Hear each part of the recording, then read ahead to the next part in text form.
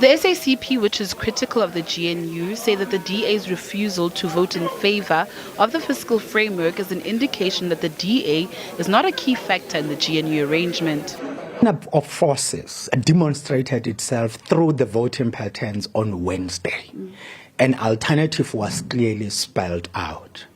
The dilemma that the DA faces is whether they can vote to reject the fiscal framework and after doing so, go back to the government to implement it, because that will be hypocritical.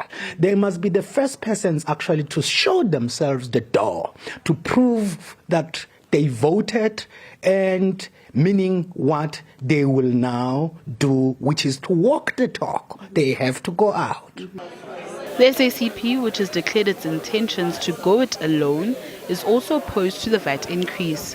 What must happen now is that the National Treasury must be honest with the parties that backed the fiscal framework. The cornerstone of the backing by those parties was that within 30 days, alternatives must be sought to the VAT increase. The Central Committee at the moment is discussing that.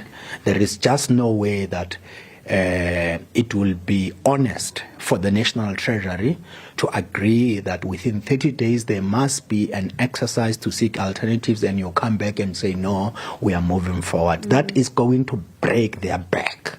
They must avoid it, and it will make the government dishonest. Mashilo further hit back at the US administration for imposing 30% tariff hikes, saying that the country must also respond.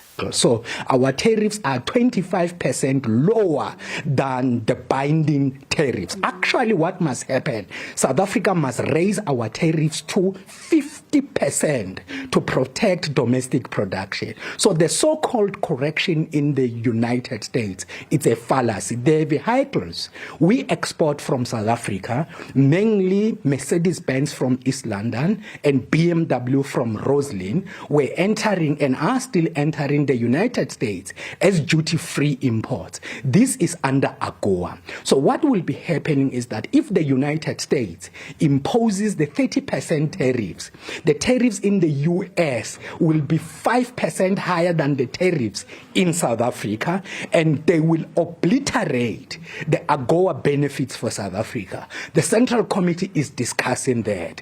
What must South Africa's response be? South Africa must respond. We have very powerful views about this.